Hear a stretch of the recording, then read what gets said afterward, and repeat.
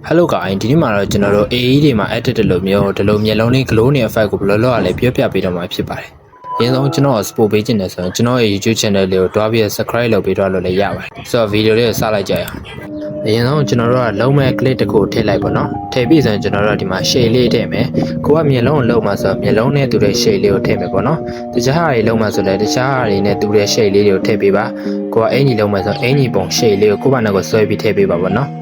လို့ထည့်ပြီးဆိုရင်ကျွန်တော်တို့ကဒီမျက်လုံးနဲ့လုံးမဲ့နေရာပေါ့နော်အဲ့နေရာနဲ့ညီအောင်လို့ကျွန်တော်တို့လိုက်ပြီးတော့ချိန်ပါမယ်ကိုက frame နိုင်အောင်လိုက်မချိန်နိုင်အောင်ဆိုရင်ကျွန်တော်ပြလို့နည်းနည်းကြဲလေးလုပ်ပြီးတော့မှချိန်လို့လည်းရတယ်ပေါ့နော်အဲ့ဒါလို့ကျွန်တော်တခြားလေးလိုက်ချိန်မယ်ချိန်ပြီးတော့ grad လေးနဲ့တခြားဆွဲလိုက်မယ်ပေါ့နော်ကြိုက်တဲ့နေထားရပါဆိုရင်ကျွန်တော်တို့နောက်ထပ်မျက်လုံးတစ်လုံးနဲ့အပုံစံအတိုင်းပဲလုပ်ပါမယ်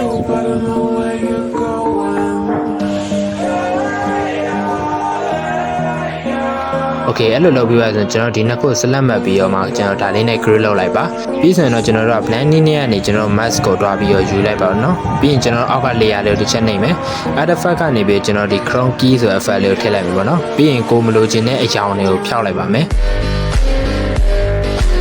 ဒါပြီးရင်တော့ကျွန်တော် W key လုပ်ပြီးတော့ကျွန်တော်တို့ကကျန်တဲ့မကြိုက်တဲ့အကြောင်းတွေကိုလည်းထပ်ဖျောက်မယ်ပေါ့เนาะအဲ့လိုလေးဖျောက်ပြီးတော့ကိုစိတ်ကြရရဆိုရင်ကျွန်တော်ဗီဒီယိုလေးကိုတစ်ချက်ထုတ်လိုက်ပါထုတ်ပြီးဆိုရင်ကျွန်တော်တို့က note video တွေတော့ပါမယ်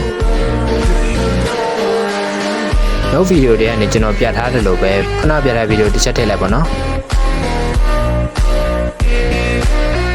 ထည့်ပြီးတော့မှကျွန်တော်တို့ဒီအပေါင်းလေးကိုနှိပ်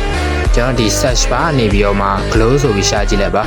ပြီးဆိုရင်ကျွန်တော်တို့ကဒီမှာ travel shoot နေရာကိုကျွန်တော်က0ထားလိုက်ပါနော်0ထားကျွန်တော်ဒီဘောဟာကိုတော့10လောက်ထားလိုက်ပါပြီးဆိုရင်ကျွန်တော်တို့ကဒီ color လေးကိုနှိပ်ပြီးတော့ဒီ S ဆိုတဲ့ဟာလေးအဆုံးထိရွှေ့လိုက်ပါနော်ပြီးဆိုရင်ကျွန်တော် video ထုတ်လိုက်ပါ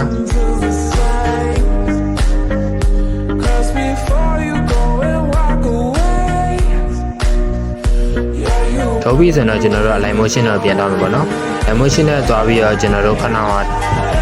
တွေအားလုံးဖြတ်လိုက်မယ် effect တွေဘာတွေအားလုံးဖြတ်လိုက်မယ်ဖြတ်ပြီးဆိုရင်ကျွန်တော်တို့ကခဏထုတ်တဲ့ video ထည့်လိုက်မယ်ပေါ့နော်ထည့်ပြီးတော့ကျွန်တော်တို့ကအောက်က clip နဲ့ညီအောင်ကျွန်တော်တို့အထက်ထဲဖြစ်အောင်လို့ညှိလိုက်မယ်ပေါ့နော်ကျွန်တော်ဒီဟာ FPS မတူရင် video ကနည်းနည်း share တူရဖြစ်တယ်ဆိုတော့ကျွန်တော်တို့ကဒီမှာတစ်ချက်လေးညှိလိုက်မယ်ပေါ့နော်ညှိပြီးဆိုတော့ကျွန်တော်တို့ကဒီ blending နဲ့ကနေပြီးတော့ lighter နဲ့ contrast ကိုကစားပေးရမှာပေါ့နော်ကိုကြိုက်တဲ့အရာကိုကစားပေးလို့ရပါတယ်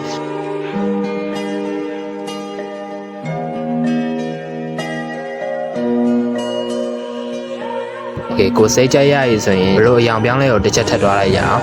ကျွန်တော်တို့ဘလို့အယောင်ပြောင်းလဲဆိုခဏဟာအတိုင်းပဲကျွန်တော်တို့ပြန်လုပ်လိုက်မယ်ပြီးရင်ကျွန်တော်တို့က effect တစ်ခုထပ်ထည့်မယ် color and light ထဲမှာကျွန်တော်တို့က gradient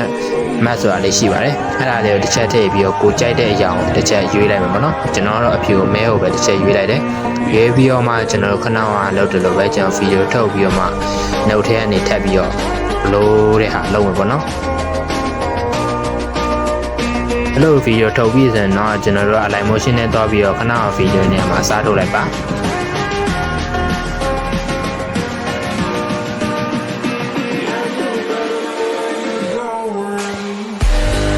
အဲ့ဆိုရင်ကျွန်တော်တို့ AE မှာ edit လိုမျိုးဒီလို glow တဲ့ effect လေးရပြီပေါ့နော်